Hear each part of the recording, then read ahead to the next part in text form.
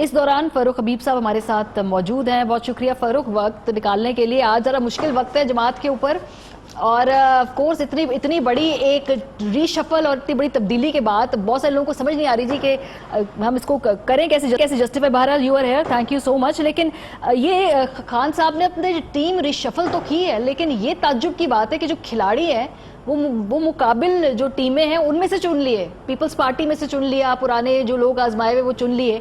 ہمیں آپ بتاتے رہے کہ 10, 15, 20 سال میں ان لوگوں نے تباہی مچا دی, تو پھر انہی کی ٹیم سے آپ لوگوں کو لوگ اچھے ملے ہیں جو آپ کے لیے چیزیں ٹرن اراؤنڈ کریں گے.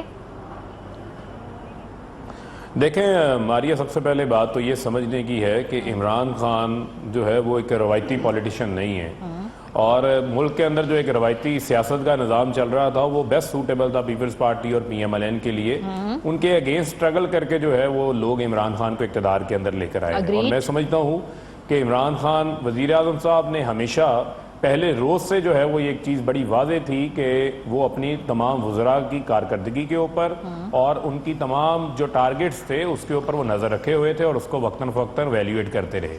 اور یہ پہلی حکومت تھی جس نے 3 ماہ بعد ہی اپنی کارکردگی جو بھی اقدامات لیے تھے اس کو عوام کے سامنے رکھا.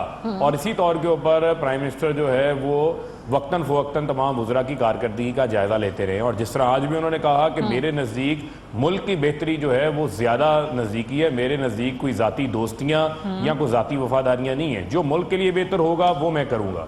اور میں یہ سمجھتا ہوں کہ پیپلز پارٹی کے اندر, پی ایم ایل این کے اندر یا باقی جگہوں کے اندر کچھ سارے لوگ ایسے نہیں ہیں جو برے لوگ ہیں. ہر جگہ کے اوپر اچھے برے لوگ موجود ہوتے ہیں. آپ نے دیکھنا یہ ہے کہ کون سا جو ہے وہ بیسٹ اویلیبل آپشن ہے جس کو آپ استعمال کر سکتے ہیں. اور جب اکانومی کو اسپیسیفک کر لیجئے, آج پھر انہوں نے ایک بات کی, اکانومی کو اسپیسیفک کر لیں, اسی عزم کو اپنے دہرایا. ٹھیک ہے, زبردست آپ کی بات ہے کہ اکانومی کو ذرا اسپیسیفک کر لیجئے. حفیظ صاحب جو تھے, حفیظ شیخ صاحب, 2011 میں جب خان صاحب وہ بڑی اپنی آئیکونک تقریر کر رہے تھے اور میں بتا رہے تھے کہ کس طرح سے جو ہے تباہ کر دیا ملک کو, تو اس وقت وہ وزیر خزانہ تھے. اب فاسٹ فارورڈ کیجئے جی 6-7 سال بعد اسی مقام پر اسی پیپلز پارٹی کے وزیر خزانہ کو آپ کو لگتا ہے کہ اس سے ہم اکانومی تبدیل کر لیں گے. یہ مجھے سمجھ نہیں آئی کہ اب وہ وزیر خزانہ صاحب آ کر اب یہ تو نہیں کہہ سکیں گے کہ جی پچھلوں نے اتنا برا حال کیا, بیکاز وہ ٹرائیڈ اینڈ ٹیسٹڈ ہے نا. دیکھیں تھوڑا سمجھنے کی ضرورت ہے ماریہ. کچھ لوگ ہوتے ہیں جو کہ ایک پولیٹیکل کلاس ہے, کچھ لوگ جو ہیں وہ ٹیکنوکریٹس ہیں. ہمیشہ آپ کے علم میں ہے کہ ایک کمبینیشن رہا ہے جس کے اندر ٹیکنوکریٹس بھی شامل ہوتے ہیں, پولیٹیکل لوگ بھی شامل ہوتے ہیں. اور آپ کے پتہ ہے کہ جو فائنانس کا میٹر ہے یہ ایک اسپیشلائزڈ میٹر ہے. میں یہ نہیں کہوں گا کہ اسد عمر نے کوئی اچھا رول پلے نہیں کیا. اسد عمر نے بہترین اپنی ان کی پرفارمنس رہی جو وہ کر سکتے تھے, انہوں نے اپنے بدترین حالات میں کیا. جو آئی ایم ایف نے کہا, آن ریکارڈ کہا کہ اس سے پہلے پاکستان کی اکانومی کے اتنے برے حالات نہیں تھے جو کہ چھوڑ کے گئی پی ایم ایل این کی گورنمنٹ, اور اس میں سے انہوں نے کوشش کی, اقدامات لیے, جس سے میں سمجھتا ہوں کہ ہماری فورن ریمیٹنسز کے اندر بھی اضافہ ہوا, ہمارے ٹریڈ ڈیفیسٹ کے اندر بھی اضافہ ہوا. دوست ممالک نے آپ کو اس وقت میں مدد کیا جب آئی ایم ایف آپ کے اوپر کڑی شرائط نافذ کرنا چاہتی تھی.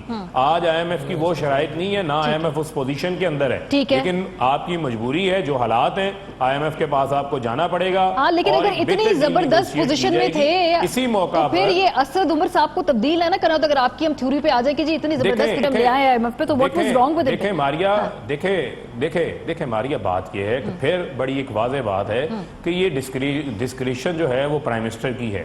وہ لیڈر ہیں, وہ اس ٹیم کو جو ہے وہ لیڈ کر رہے ہیں, اور انہوں نے بہتر دیکھنا ہے. تو آپ کے لیے تشویش کی بات نہیں ہے کیا نام ہے فاروق, بیکاز ابھی اعظم سواتی صاحب کا کافی کنٹروورسی ہوئی اور اس کے بعد سپریم کورٹ کی ججمنٹ بھی تھی, بڑی تعریف کی ہم نے آپ کے لیڈر کی, استعفیٰ لیا یا اپنے تعریف کی. گزارش سن لیں, دیکھیں گزارش سن لیں, بالکل ٹھیک بات ہے. اعظم سواتی صاحب کا ایک معاملہ ہوا جس معاملے کی ان کو سزا بھی ملی, انہوں نے ریزائن بھی کیا, لیکن وہ کچھ ایسی چیز نہیں تھی کہ سپریم کورٹ ان کے اوپر وزیر بننے کے اوپر قدغن لگا دی گئی. ایک پارلیمانی امور جو ہے 62-63 کے اوپر بات آ رہی تھی, وہ آپ کو پتا نا 62-63 کے اوپر تو بڑا سٹانس ہے آپ کی جماعت کا. دیکھیں گزارش تو سن لینا, 62-63 امپلیمنٹ تو نہیں نہ ہوئی ہیں ان کے اوپر لگی, اسی لیے انہوں نے پہلے استعفیٰ دے دیا نا کہ لگ جانی تھی. دیکھیں انہوں نے ریزائن دیا. اب آپ یہ سمجھیں کہ جو پارلیمنٹری امورز ہیں وہ ایک بڑا ایک اسپیشلائزڈ کام ہے, جو بندہ اس کو سمجھتا ہو اس کے اوپر ان کو ذمہ داری دی گئی ہے. میں سمجھتا ہوں وہ ذمہ داری بھرپور طریقے سے نبھائیں گے.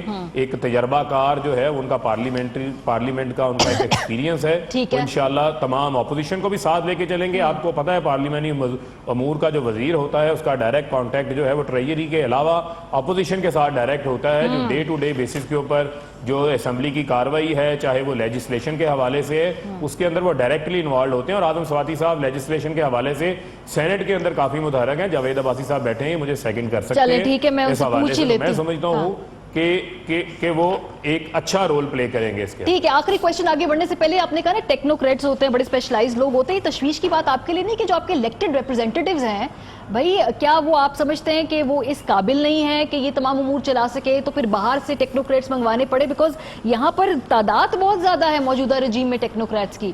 سیاسی جو لوگ ہیں وہ ذرا کہیں میں پس پوش دکھائی دے رہے ہیں. کوئی تقریباً 13 معاونین خصوصی ہیں. دیکھیں ٹھیک ہے ماریا, میں آپ کی بات کو نگیٹ نہیں کرتا, لیکن پھر ایٹ دی اینڈ کیا ہے, آپ کو ریزلٹ چاہیے نا, عوام کو ریزلٹ چاہیے. مقصد یہ ہے کہ ہم نے عوام کے لیے کام کرنا ہے, ملک کی بہتری کے لیے کام کرنا ہے. اور سب سے امپورٹنٹ چیز وہ یہ ہے کہ ہم ریفارمز کر رہے ہیں. آج سے پہلے ریفارمز کی کوشش نہیں ہوئی, یا اگر کسی نے کوشش کی تو وہ گھٹنے ٹیک دیتا تھا. ہم تو جو ہے وہ ریفارمز کو لا رہے ہیں, امپلیمنٹ کر رہے ہیں, اور آپ دیکھیں گے کہ اس کے دور رس نتائج آئیں گے, چاہے وہ ملک کی اکانومی کے حوالے سے ہو. یہاں پر بڑے بڑے لوگوں نے جو ہے وہ الیکشن جیتنے کے لیے آپ کے اوپر وہ پڑھاتے رہے پکڑ کے, جو ہے وہ سرکولر ڈیٹ بڑھتا رہا, چاہے وہ گیس کا سیکٹر ہو, بجلی کا سیکٹر ہو. آج جو ہے وہ عوام کو اسی وجہ سے اگر کوئی تھوڑی تکلیف ہے گیس کی بجلی بڑھنے کی وجہ سے, ریٹ بڑھنے کی وجہ سے, وہ سرکولر ڈیٹ ہے. یا آپ مزید قرضے لیں, آپ ملک کو بینکرپسی کی طرف لے جائیں, یا آپ تھوڑا سا مشکل وقت گزار کے پاکستان کو جیتنے کے فیس کے اوپر لے کر جائیں, جہاں پر آپ کی ایکسپورٹس میں اضافہ ہو, آپ کی ریمیٹنس میں مشکل وقت ہی. اضافہ ہو. ماشاءاللہ ہم یہ نازک موڑ سے گزرے. واسطہ آپ کہہ رہے تھے, آپ اس کا جواب دینا چاہ رہے ہیں کہ جو فاروق صاحب کہہ رہے ہیں ٹیکنوکریٹس کی تعداد ایسی اتنی ہوتی ہے, یہ دفعہ غیر